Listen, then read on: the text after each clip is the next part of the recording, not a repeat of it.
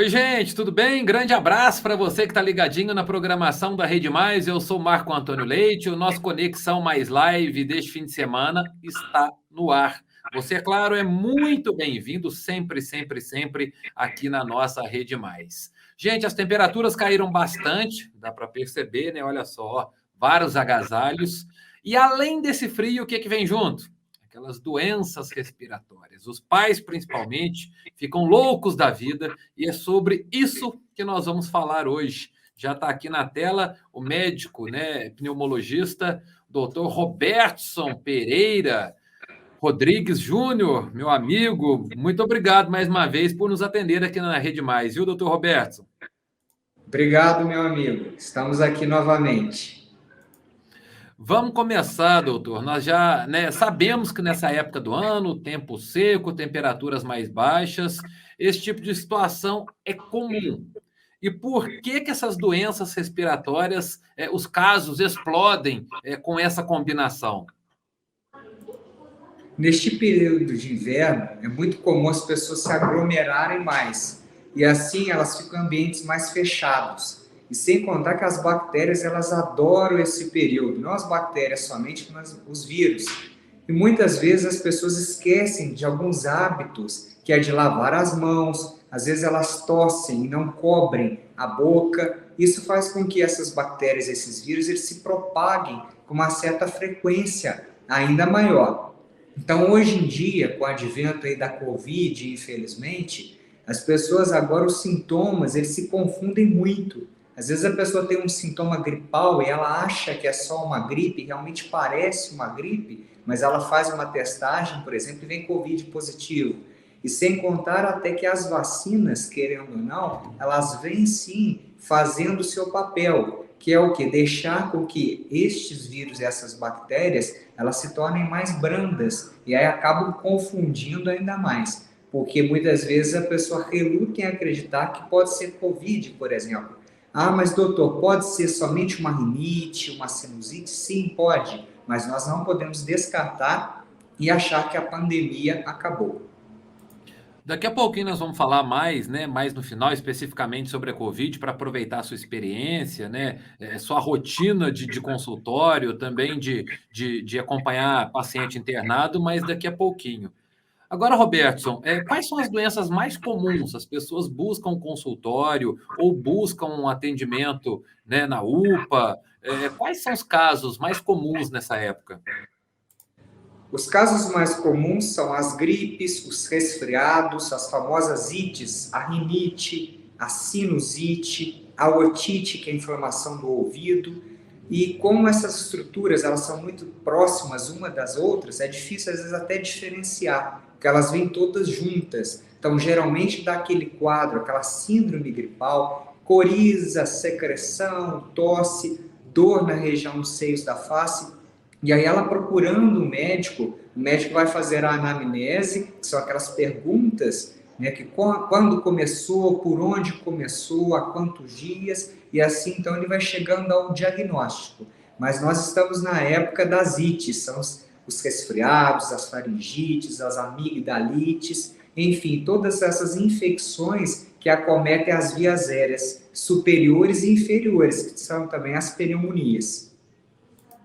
Sintomas mais comuns, doutor, são o quê? Nariz correndo, coriza, tosse, chega a uma febre. Em que momento eu devo procurar atendimento? Muita gente tem essa dúvida, né?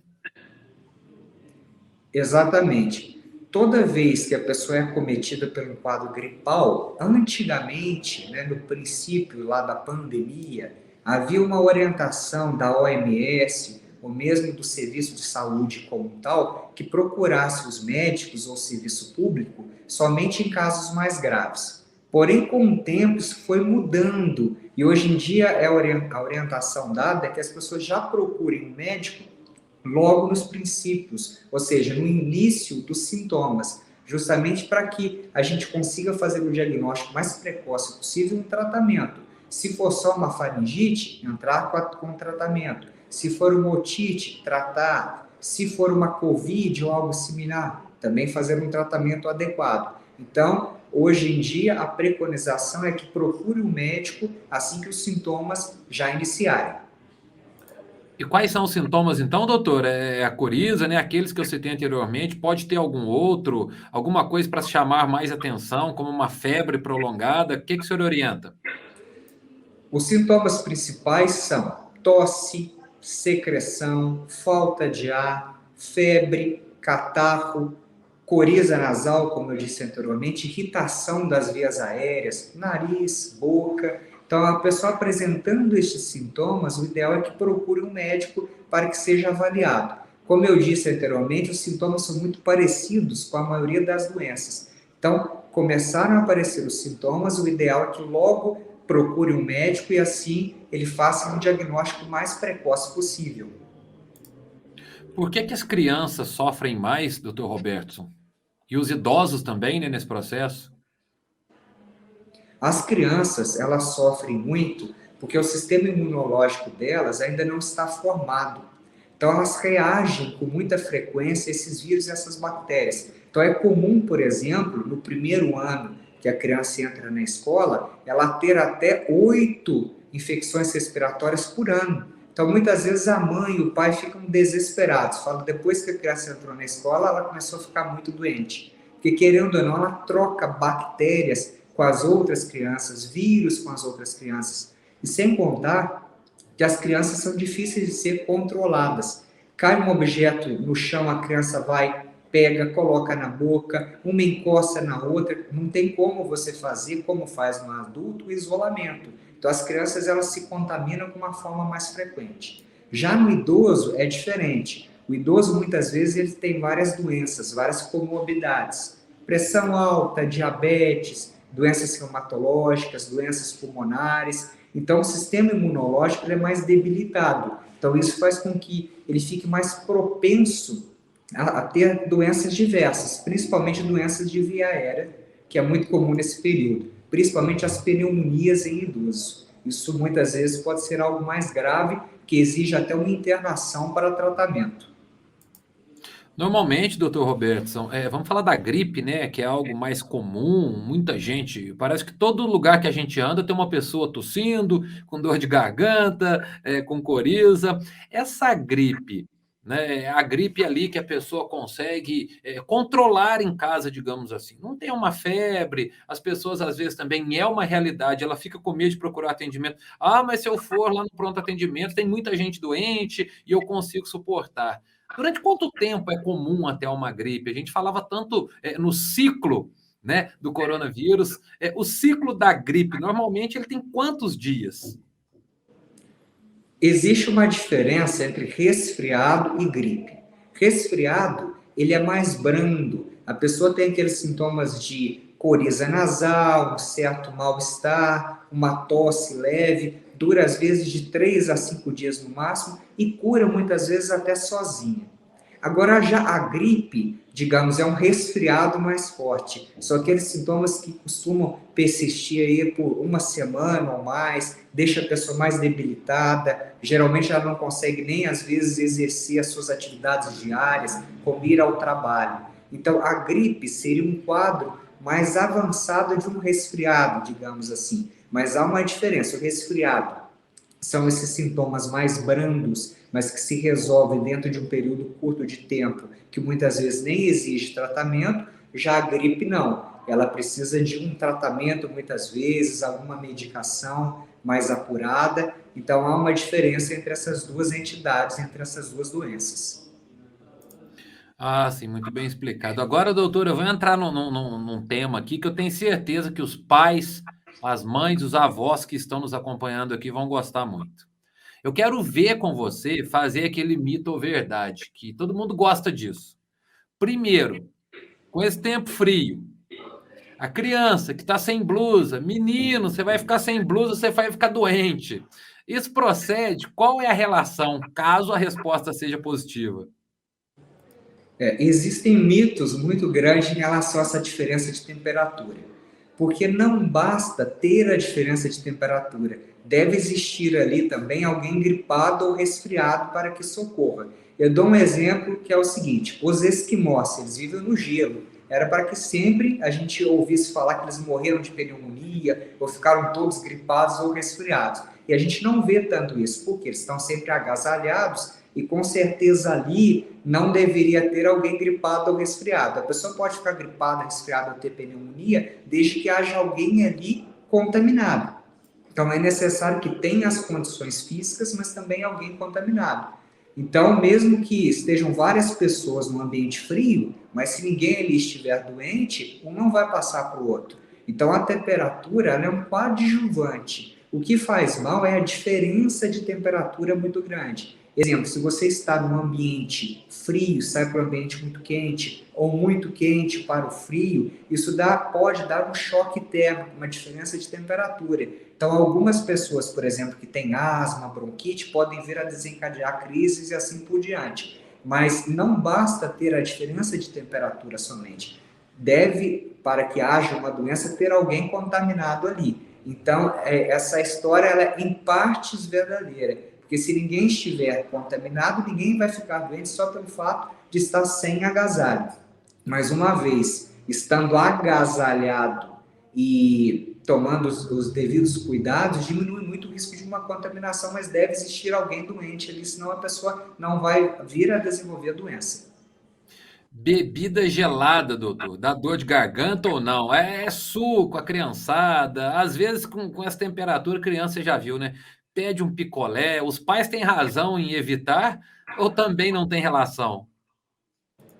Também é um mito. O fato da pessoa tomar algo gelado não significa que ela vai ficar doente por isso. Tanto é que, por exemplo, quando uma criança, um adulto faz alguma operação cirúrgica de retirada de amígdalas ou coisas desse tipo, a recomendação é sempre tomar algo gelado. Se fosse assim, ela não poderia tomar. Então, é um mito, não há uma relação direta em você tomar algo quente ou algo frio, isso vir a desenvolver a doença. É porque nessa época do ano de frio, os vírus eles se proliferam mais, as pessoas ficam mais próximas uma em contato com a outra, e aquela pessoa que está doente, com certeza, ela consegue atingir outras pessoas, os vírus, né? Mas não é o fato de beber quente ou gelado que vai causar uma proteção das vias aéreas a ponto dela não se contaminar.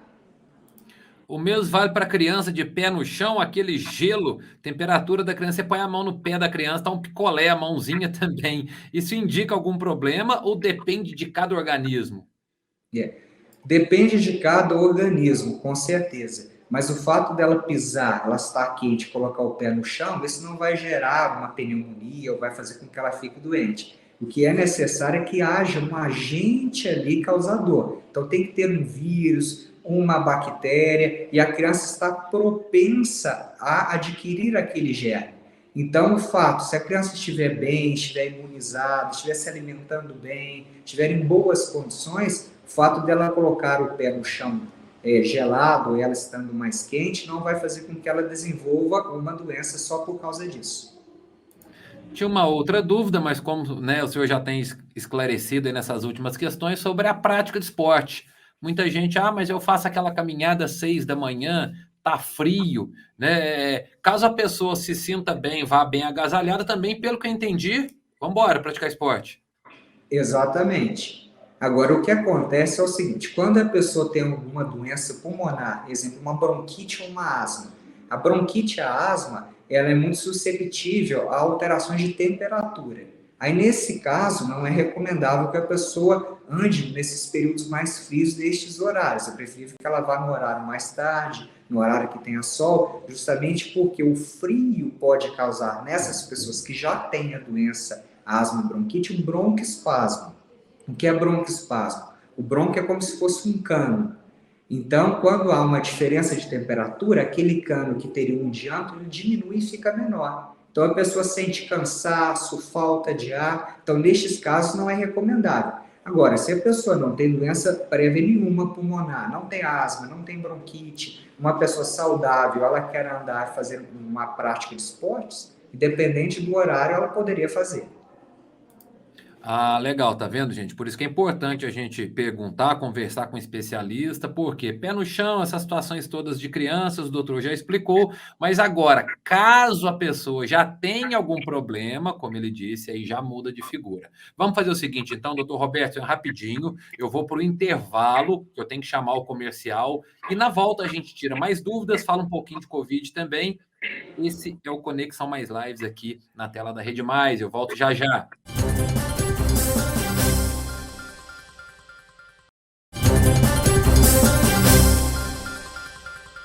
Nós estamos de volta aqui na Rede Mais com Conexão Mais Lives, hoje falando sobre a queda das temperaturas e as doenças pulmonares. Comigo, o doutor Robertson Rodrigues Pereira Júnior, que já está aqui na tela novamente. Doutor, nós já conversamos bastante aí no primeiro bloco, o senhor trouxe dicas interessantes, e aí a pessoa está gripada, né? Quanto tempo depois ela pode ser vacinada, receber a vacina da gripe, que, né, as campanhas estão acontecendo, há um prazo aí de segurança, ou mesmo gripada ela pode tomar a vacina? O que o senhor diz sobre esse assunto? O ideal seria que a pessoa fosse vacinada no mínimo de 15 a 20 dias depois dela ter um quadro gripal. Porque uma vez ela estando gripada, se ela fizer uso da vacina, ela pode vir a apresentar algum sintoma vacinal, alguma reação. E aí nós não vamos saber se é da doença atual ou se é da vacina. Então a orientação é que dê um espaço entre a aplicação, uma vez que ela esteja gripada ou resfriada, que ela aguarde no mínimo aí de 2 a 3 semanas para que aplique a vacina, seja ela qual for, da gripe ou a Covid ou qualquer outra vacina. Doutor, como a gente tinha, né, já sinalizado lá atrás, eu falei que nós falaríamos de Covid um pouco mais à frente no programa, e chegou esse momento, por quê? Lógico, né, que as medidas restritivas, elas já foram flexibilizadas, as pessoas estão vivendo, os casos de Covid, pelo que a gente acompanha, né, os dados, eles têm aumentado novamente. Pela sua experiência, qual que é o cenário que o senhor vê atualmente, depois de mais de 2 anos de pandemia? Vocês, né, profissionais da linha de frente, já estão mais habituados, já têm mais experiência, até então tudo era muito novo. Qual é o cenário atual que o senhor tem vivido sobre a Covid? Então, nós passamos aí os 2 primeiros anos um período muito complicado, que nós tivemos muitos óbitos, muitos pacientes nossos, infelizmente, vieram a falecer. Agora, o que a gente percebeu é que os números estavam caindo de uma forma bem assim, satisfatória. Porém, nas últimas 2 semanas, o que eu vejo na minha prática clínica, que trabalho em UPA, hospitais particulares, até mesmo no consultório, que os números voltaram a crescer tanto dos resfriados comuns, gripes, pneumonias, como também da Covid. Como os sintomas são muito misturados, eles se parecem muito, as pessoas muitas vezes se relutam, falam, não, doutor, isso não pode ser Covid, eu já tive Covid 2, 3 vezes, eu não posso estar agora, deve ser um resfriado comum. A pessoa vai lá, testa e Covid novamente. A diferença é que agora, apesar do Covid vir positivo, as pessoas estão menos debilitadas. Antigamente as pessoas já apresentavam um quadro muito rápido, muitas vezes de alguma doença mais grave, como a Covid, precisando vir se hospitalizar. Hoje em dia, na prática, a gente vê que a pessoa nos procura, nós iniciamos um tratamento, e esse tratamento, então, a pessoa se recupera com uma maior rapidez. Isso, eu acredito, que tenha muita relação com as vacinas. Porque muitas pessoas falam, eu não quero me vacinar porque eu me vacinei e tive Covid da mesma maneira.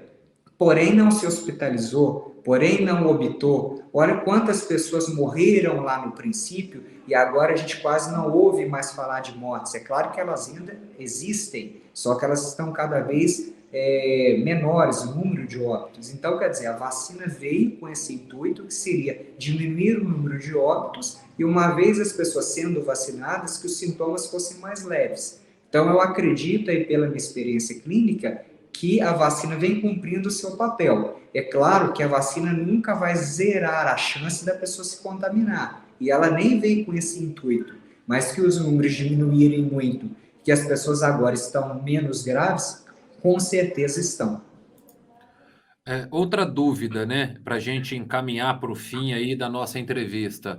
Não estou dizendo nada, nenhuma pesquisa, o doutor Robertson não está representando nenhum hospital, nenhum local que ele atende, ele está falando pela experiência dele.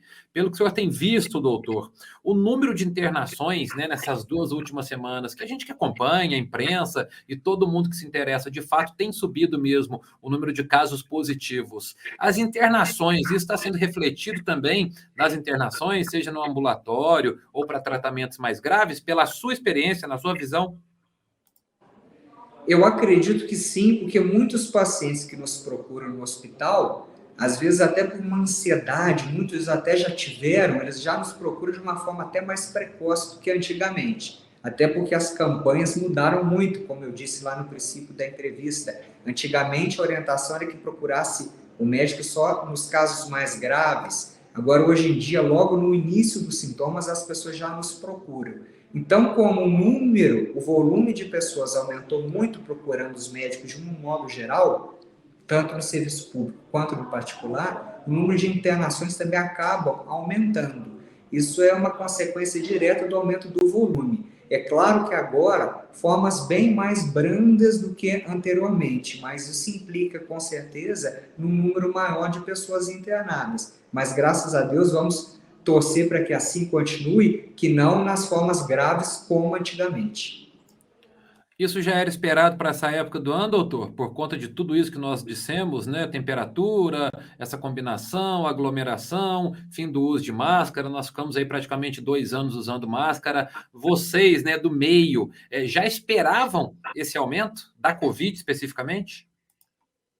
O frio, por si só, a demanda já aumenta e muito, né? Principalmente nos idosos, devido ao número de casos de pneumonia e das outras infecções de modo geral.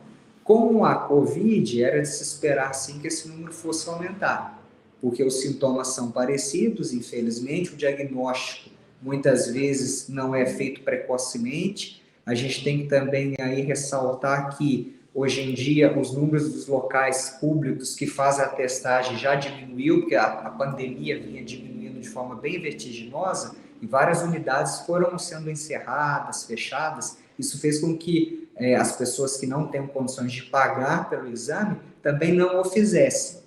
Então, muitas vezes os números ficam mascarados, porque as pessoas não fazem teste. Então, a gente tem que levar isso em consideração também. Agora, vamos ver como vão ser esses próximos meses. Vamos torcer aí para que os números não aumentem tanto e que as formas continuem sendo mais brandas e não formas graves da Covid em si. Voltando lá para o tema inicial, sem receita milagrosa, sem fake news de internet. Alimentação nessa época dessas doenças respiratórias. O que as pessoas podem fazer para tentar diminuir esse risco, né, de ficar gripado, desse tipo de infecção, seja viral ou por bactéria? O que as pessoas podem fazer nesse momento em termos de alimentação? O que o senhor recomenda? Se alimentar bem é essencial, isso para qualquer tipo de doença, seja ela qual for, ainda mais nesses casos de síndrome gripal. E também outro fator muito importante é a pessoa se hidratar, né? Comer bastante alimentos aí que não sejam pesados. No frio, muitas vezes as pessoas abusam, às vezes comem mais carboidrato, mais gordura, esquecem dos vegetais, das fontes energéticas aí que nos fornecem, principalmente as frutas. Então é essencial que mesmo nesse período de frio, que a gente continue cuidando da alimentação, porque através dela a gente consegue a prevenção de várias doenças, principalmente porque elas nos fornecem vitaminas, vitamina C, vários outros tipos de vitaminas, que são vários, né? Vitamina B1, B2, B12, B6, que a gente consegue extrair da maioria dos alimentos. Então, se alimentar sempre é essencial, principalmente nesse período onde as doenças elas se afloram mais. Então, beber bastante líquido, não esquecer de se alimentar de verduras, legumes e principalmente as frutas, que a gente pode extrair de forma natural a maioria das substâncias energéticas que nós precisamos, que ajudam também no fortalecimento do sistema imunológico. Para a gente encerrar, então, aquela receitinha caseira que todo mundo me ensina, pode, não pode, o excesso faz mal. Muita gente faz um chazinho ou com limão, ou espreme o limão e gengibre. Tem algum efeito, doutor? O limão em si, o gengibre, essas outras substâncias, já tem uma comprovação que ela tem um efeito antioxidante, tanto para o envelhecimento também quanto a prevenção de várias doenças. Então faz bem, é claro, e principalmente que você está se hidratando, bebendo mais líquido. Quando você faz um chá, o que você está fazendo indiretamente? Uma hidratação e colocando ali substâncias que têm muitas vezes vitaminas. Por exemplo, o gengibre ou até mesmo outras substâncias que você coloca ali, outras frutas, elas têm muito o que? Vitamina C, vitamina A e outras vitaminas diversas. Isso ajuda no sistema imunológico. Tá bom, doutor, eu acho que eu vou ter que consumir mais gengibre e limão, viu? Porque o envelhecimento, ele tá cruel comigo, viu? Tá chegando uma velocidade danada. A gente, quando vai ver, já tá ficando acabadinho, acabadinho. Mas aqui, Roberto, muito obrigado mais uma vez, viu? Por sempre, sempre, sempre atender a Rede Mais. Me lembro, lá no começo da pandemia, quando nós criamos um programa, né, para debater essa questão de orientação de fake news. Você foi o nosso primeiro convidado. Você sempre, né, nos deu esse apoio da voz do especialista, da voz do que entende, de quem entende. Então, você sabe que aqui na Rede Mais, você está sempre em casa. Muito obrigado mais uma vez, tá bom? Muito obrigado pela oportunidade e vamos nos cuidar. Não esquecer que a pandemia, apesar dos números terem diminuído, agora começaram, infelizmente, a aumentar de novo. Então, vamos ter aí a consciência, se você entrar num ambiente confinado, que tenha muita gente, utilizar as máscaras. Não esquecer, mesmo a água estando fria, de lavar sempre as mãos. A higiene é essencial. E ter a consciência de que, uma vez estando gripado, que você não entre em contato com as outras pessoas, que você se isole, até a gente saber a causa real, se é só uma gripe, um resfriado, até mesmo a Covid.